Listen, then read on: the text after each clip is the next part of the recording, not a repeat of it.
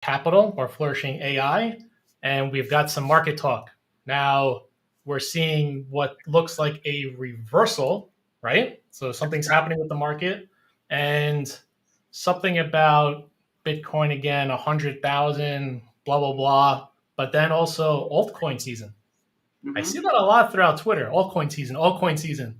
So we're going to get into that, and we're going to explain exactly what that is and the differences between BTC dominance and then altcoin time. So, Will, thanks for being on.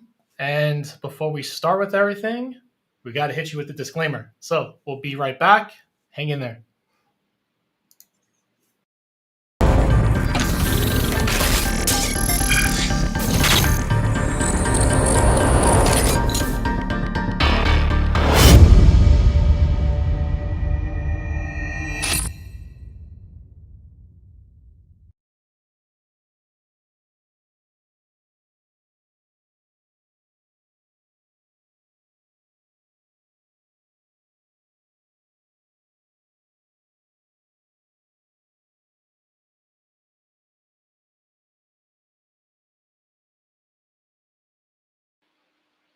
All right. Well, we're back on.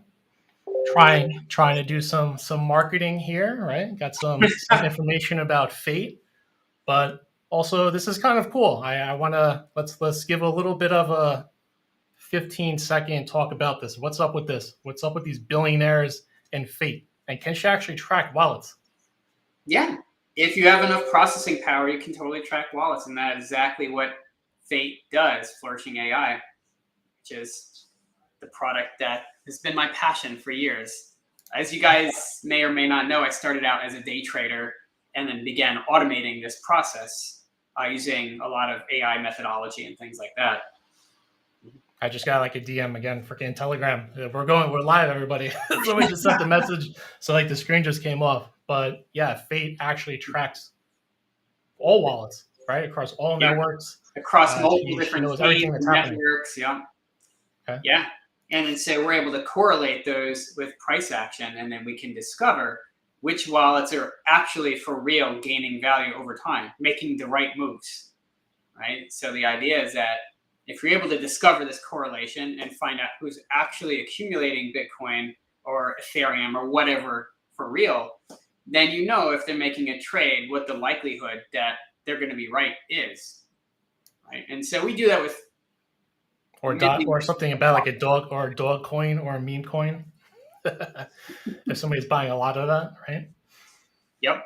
All right. One other cool thing about Fate, and this is exactly on target, she has been sending out a lot of alerts about USDC, fiat to exchanges. There's a lot of communication going on behind the scenes with, again, Fate herself.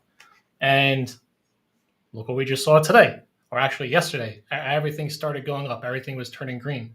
So is this a true, genuine reversal? Or, if I now go onto crypto Twitter, you see, oh, this is going to be like a scam pump. It's all going to come crashing back down. So it's like everybody sees green, then they say it's going to come back down again. But is this real? I mean, is there real people on the sidelines now converting their fiat or cash into crypto? Or are we going to go back? I think it's What's real. going on? I think it's real. Today is a very important day. I'm glad we decided to do this live cast today, actually, because all the markets are pumping today. And it's around the Fed rate hike process, right? Yep. So you saw that even from the equity side, we're in this bearish market. And crypto, as perceived from most investors, they see that as a highly speculative asset class, right? So that was following kind of the same pattern that we saw with many tiny, like small cap equities even were following this curve where they were dumping way in advance of the market, much like Bitcoin and crypto had started in the fall, right? Yep. Well, I'm actually just pulled up finance, so Yahoo Finance. But yeah, everything's just popping. It kind of looks like I'm looking at crypto right now. I'm just seeing all the stocks. We're seeing two-digit plus percentages. All right, so today's looking like a positive day. Today's going to be a great day, yeah. Can we pull up some charts? We're going to show some charts with Bitcoin. or you want to also show a comparison with other markets, or I'm leaving this one up to you. Let's start with Bitcoin because I feel like this is the one everybody focuses on. Yep. As you know, my 3 circles. I circled it here, like buy it here, buy it here, buy it here. Every I don't know how time. many times you guys want me to call bottom. But we saw this, and then it created, like I said, this kind of wedge bounded on the lower end by this log trend line, which, as I've been saying from forever now, is respected the whole time. Hey, I know this is a sideline, but I got to give you credit for last week as well when we were talking about crude oil and hitting 150 and all that. And right after the show, what happened? It got shorted. Yeah, it was literally right after the show, right? I literally called the top on the show. Honestly, for those that are tuning in, just hit that subscribe button, hit the like, visit us on our Telegram groups. We've been spot on every single time. I love it. Yeah.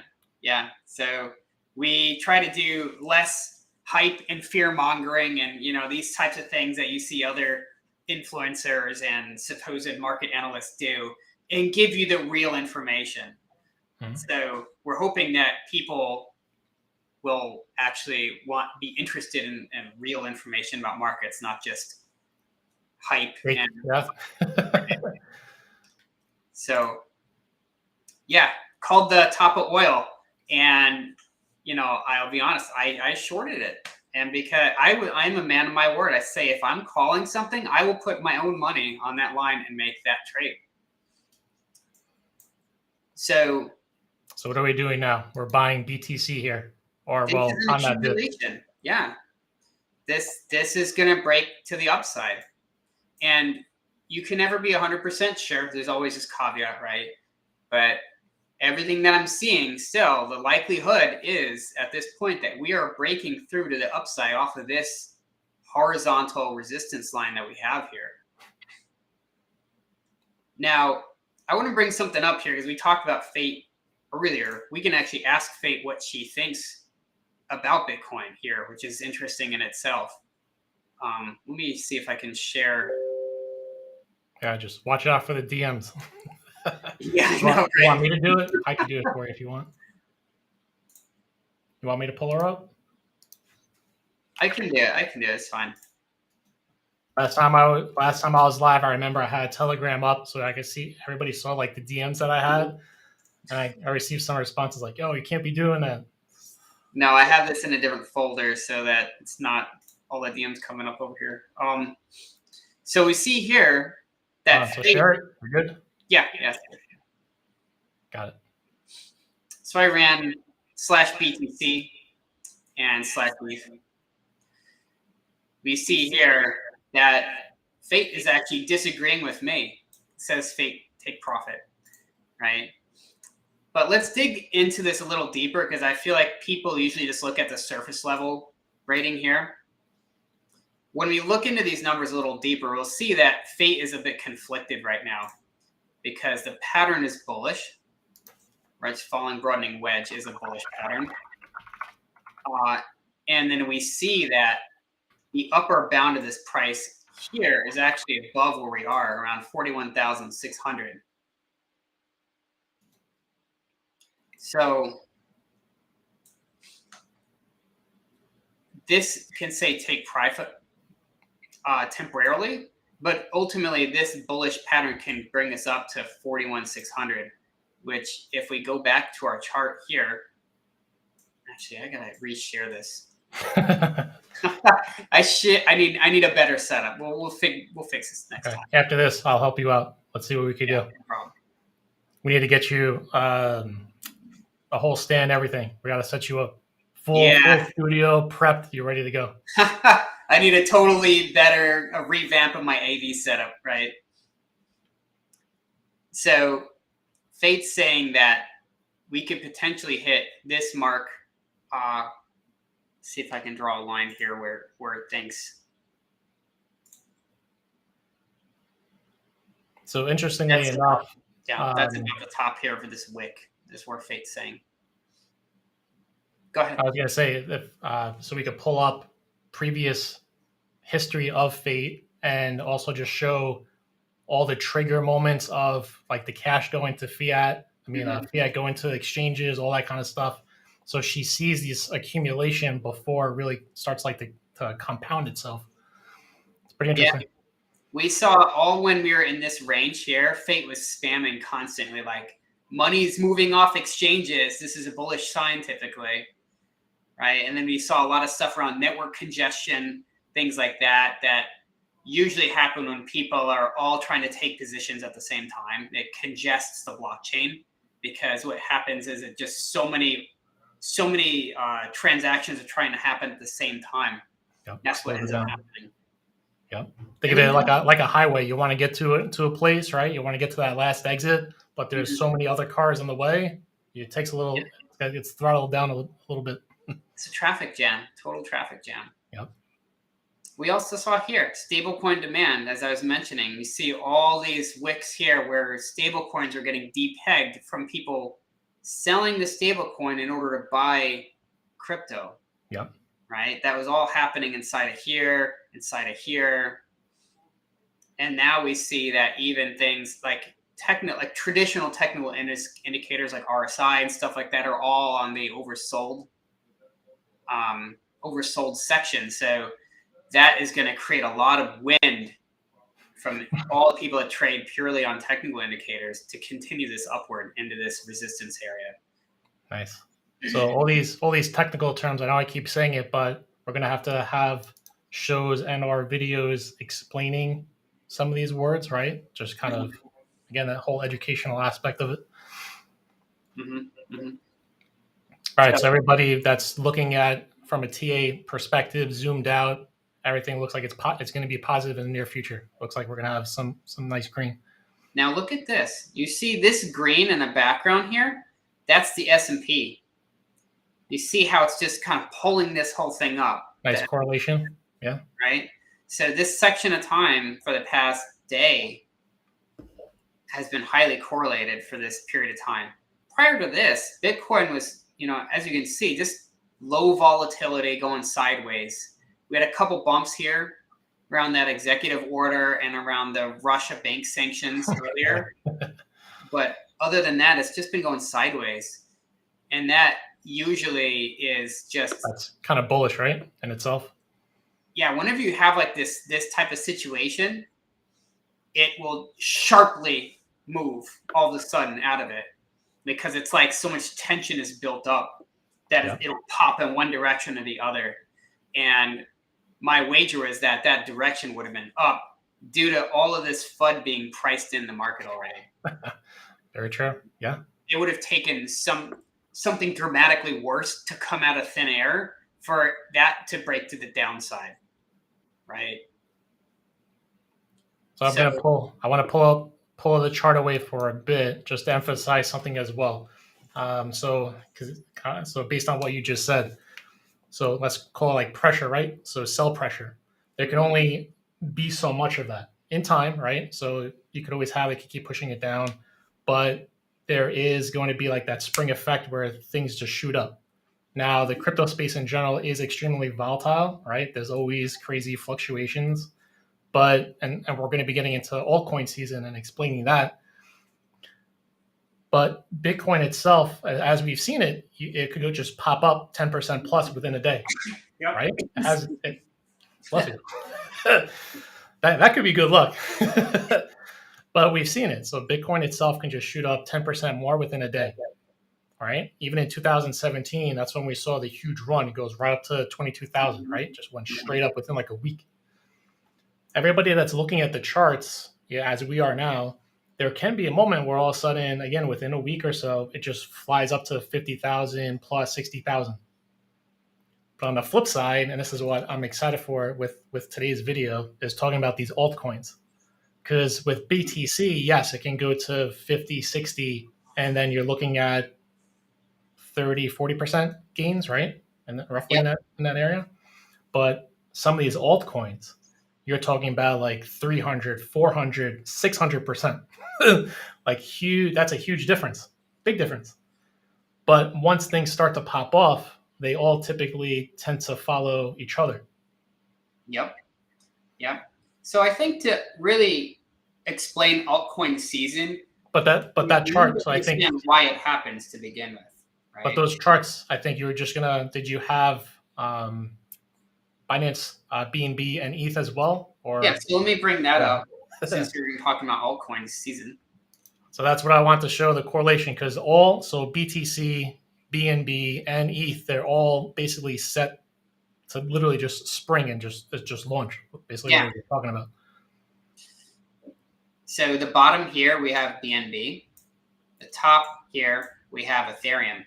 Yep. Right? And I drew this pattern a while back, and we're about to butt up against this upper edge here on Ethereum, and we have a bottom accumulation on BNB at the same time. Both are both bullish. Love it. Both are very bullish. You can see that even BNB tried to go under this price many times, and it just can't. It's just immediately bought up every time it tries to go under this level around 360, which is the 50% retracement. You can see here, even back here in January, it tried to go under this 50% retracement in orange. Couldn't do it. Yeah. Tried really hard here in February, but it came right back up. Well, and that still applies to Ethereum as well. So that's you see this direct correlation amongst all these different charts or different tokens or coins, right? Yep, exactly. Ethereum has a different pattern because what's playing out with Ethereum and layer 2 is more nuanced than BNB right now. Another thing I typically look at when we talk about the beginnings of altcoin season is the various LP tokens for different dexes. Like we can talk about the Cake token for PancakeSwap, right? So let's compare Binance Coin to Cake. Not Cheesecake Factory. Yeah. I think it is this one. Cake, BUSD. Yeah. So this is how I know that altcoin season hasn't started yet, because this is still in a down. Crazy. I remember that being over $20 as well. That's when they were about to launch their NFT aspect. Mm-hmm. That's when just took a deep dive down after that.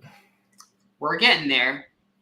This is ready to pop, but it's not there yet. And we'll see Cake reverse because it's one of these things that is just so ingrained into the kind of DEX ecosystem, right? That it's going to be related to that. Now So one of your indicators for like a true altcoin season would be not the primary coin itself, but one of the tokens of that blockchain, such as Cake.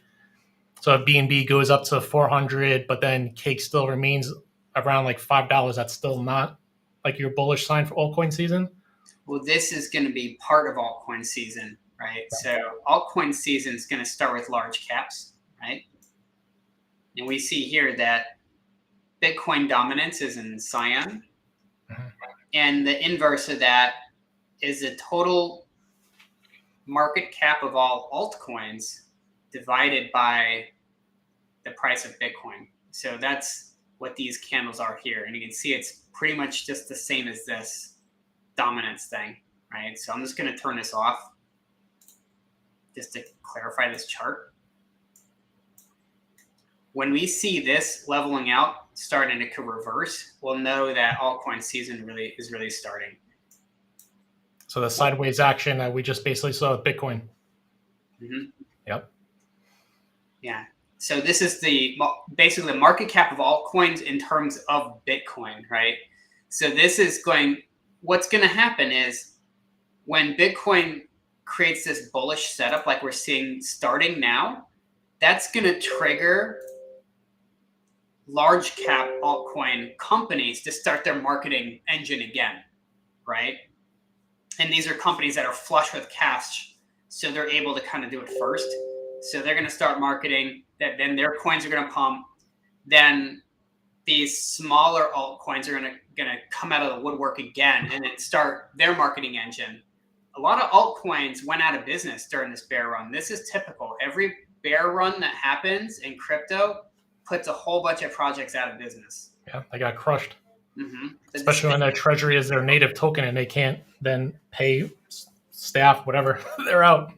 It's just like running any business, I mean, it's very real. Just like when we have a bear market in equities, many companies go out of business, right? If you don't have a pile of cash that you're sitting on for a rainy day like this, like you're kind of done. You're kind of done. Some companies get away with it in the equity side because they can call up their favorite politician, like, "Hey, can you give me a loan?" Right, and then that's how they get themselves out. But most companies, don't have that kind of leverage, especially in crypto. No, definitely not. Yeah, no loans for those. All right, big question though. So when it comes down to, because we're talking about like Bitcoin dominance, right? So Bitcoin dominance versus altcoins. Do you actually have a percent on that chart, or so is that 24%? Where it says this cyan, this is the dominance, right? You can see Bitcoin dominance is still going up. Yeah, because I'm on CoinGecko, it's saying it's about like 41%. Yes, that's so as that drops, altcoin season starts to go up. Yes, because that is inversely related to the market cap of alts. And this is what I'm trying to show with this graph. As Bitcoin dominance goes up, the market cap of altcoins in terms of Bitcoin goes down. But this is the real metric, what you want to see. You want to see market caps of altcoins going up because they're starting their marketing engine, which then acquires customers, which then give them revenue, and then it creates a virtuous cycle for that company. Does that make sense? But now we've got the scary question. The market cap, which then dumps the Bitcoin dominance. But now we have the scary question. Let's pull a chart away for a bit. So because this is the big one. So and this will be your opinion. I have my own opinion. We might agree on this, but typically once Bitcoin starts its marketing engine, there's no stopping it. I mean, we've seen that time and time again. The moment that BTC, if it's truly heading for like 100,000 plus, it's going. And the mid caps, low caps, they're going to actually get crushed more. It's kind of weird to say. Like people want to sell out and then join like the BTC train. And then, as you said, then it goes like to mid caps and then finally it lasts like low caps. But in that situation, should one follow that Bitcoin train? Because that's going to start, because it looks like that's what's happening now, right? Or should they perhaps have that reserve and start looking for those micro cap gems to maybe start accumulating those? So what makes more sense? To jump into BTC at this point or to look for the lower mid cap projects? So the situation is playing out now where, because of events that happened earlier this year, everybody pulled their money out of the market entirely and was just sitting in cash, right? So how are you going to come back into the market? Most of the money is going to come back into the market first by buying Bitcoin, which will then pump Bitcoin and then dump all alts in terms of Bitcoin, right? Even though their US dollar value may be going up, their Bitcoin value will go down due to that alone, right? Yeah. Then as that happens, that smart money that came back into the market is then going to look for what is cheap in terms of Bitcoin, what alts are cheap. Then they're going to buy those dips, right? And that's going to be correlated with what altcoins are in the news, what altcoins are marketing, right? They're going to buy, and then those are going to pump in terms of Bitcoin, and then it's going to be multiple in cash, right? Mm-hmm. You think about if Bitcoin's going up and then they're going up in terms of Bitcoin because of this trade, then their value in cash and fiat value is going to go up even more than that, right? It's going to be a multiplier effect. So should we, I guess for back a letter word, lack of a statement, should we be selling our altcoins then before everybody else does that? Or do like a mix, or there's no real set? Well, this depends on what you want to do, right? And this is why we have the concept of anchor mode and fate. It depends if you want to gain cash or Bitcoin, right? Okay. So Bitcoin, then you're most likely you're going all BTC at this point. that rally is getting ready. Big thing, yeah. In a bull run, in a crypto bull run, you want to accumulate Bitcoin in the earlier phases of it And in the later phases of it, if you're able to acquire things like Ethereum or BNB or, AVAX, things like that, right? That are like Bitcoin, they're fundamental to trading on that blockchain, but they're more speculative than Bitcoin, if that makes sense. Okay. Right. So I'm gonna have the big question for you for the Flourishing AI community that might be watching this. Uplink, you guys launched it, it's successful, it's out there. So you guys are basically onboarding people, whether beginners, experts, whatever. They're going from cash to crypto. Mm-hmm. But I don't see Bitcoin there yet. Is that an option? I'm just going to put it out there. I want to know if Bitcoin's going to be there. We're working on a lot of coins that involve different blockchains. It's just a process, There's a whole setup that has to happen behind the scenes around that. Yeah, coding, development. Yeah, right. So, for example, with all the tokens that we have that are integrating now, the vast majority of them are on Binance chain. So what we do is we run a Binance node that is connected with PancakeSwap. And so when you want to buy that token, the uplink sends a command to the node and tells it to buy on the DEX directly. So it goes and buys at the spot market and delivers that token to the customer. Okay. Now for Bitcoin, that's more complex, right? The last thing I want to do is be running all these nodes and mining rigs. It's like tons and tons and tons of servers, right? So working out a better one token versus a few thousand of them, right? Do what? Well, I'm just saying Bitcoin is its own chain. So you're going to have to run its own Bitcoin node, whereas BSC has thousands of other tokens on that specific node. So it's one versus like 1,000, basically. Yeah, and this is a lot of the traditional coins. They're like forks of Bitcoin. You look at all the traditional ones that are on the major exchanges. They're just these they took the code for Bitcoin and then like played with it a little bit and made their own coin. I remember like their own blockchain, right? You remember? I want to make sure I actually have the right name for it. I think it was Bitcoin Cash. Which one? Which one was it in 17? That which one was it? Because you just kind of confused me because there are so many different forks of this. Which one is it? I'm gonna find it. Was it BCH? What's the concept? Not BSV, the other one. Bitcoin Cash. There's a bunch of these hard forks of Bitcoin. In 2017 and 2018, there's a lot of these coming out, and they're like hard forking in a way to where it had all the history of Bitcoin, and then they just took a snapshot and created a new blockchain. I think it was Bitcoin Cash. But I remember that on Coinbase when that one day when it like tripled like in price within like an hour, and they had to like shut down the exchange because everybody was trying like to arbitrage the crap out of it. that was a funny day. Man, a lot of those tokens aren't even on like in the top 10 anymore. It's insane. Those all like dropped. Times are changing fast. Cyclical nature, right? I mean, you need a business that can survive in the long term. This is one of the reasons why we came up with Uplink, is that it's one of these business models and revenue models as a company that helps us survive bear markets by having a cash business to augment the crypto business, right? So things like Fate are great in bull runs. Because everybody wants to buy into crypto and speculative assets during a bull run because they know that that's going to make them the most money, right? But in a bear market where everybody's just sitting on cash, the best thing you can do is have a cash business, right? Sure. Most of these companies that IDO'd around us, like throughout last year, most of them are out of business because they didn't understand how to manage a treasury, didn't understand revenue model, and actually, things like that. Yeah. You guys, I don't know, we're approaching like towards like the 30-minute mark, but I'll say this for you. How about that? If you want to give your opinion onto that, you can add it. But so AI token itself, you guys kind of did the opposite of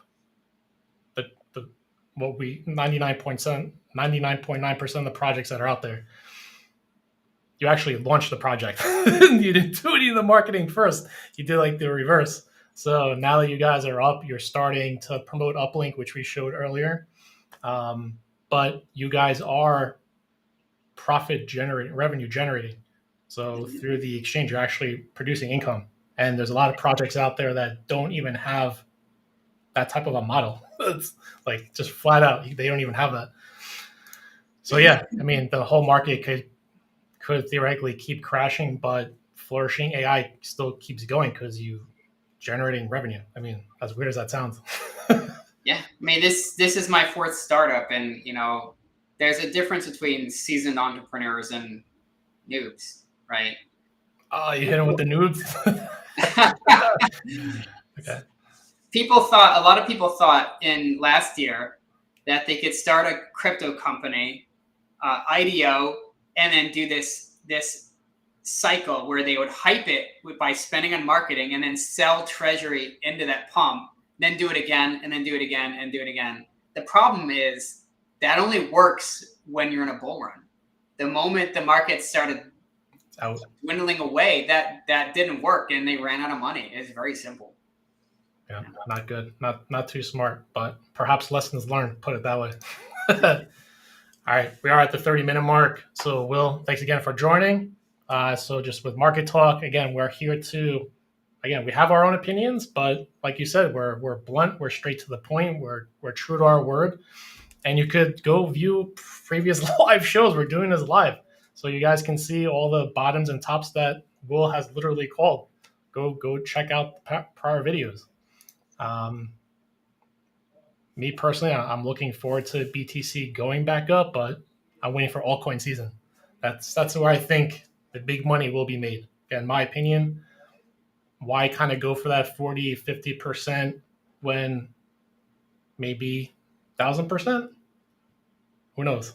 Yeah, there will definitely be multiple 1,000% projects. Like alts, for the most part, are at really, really discounted values right now.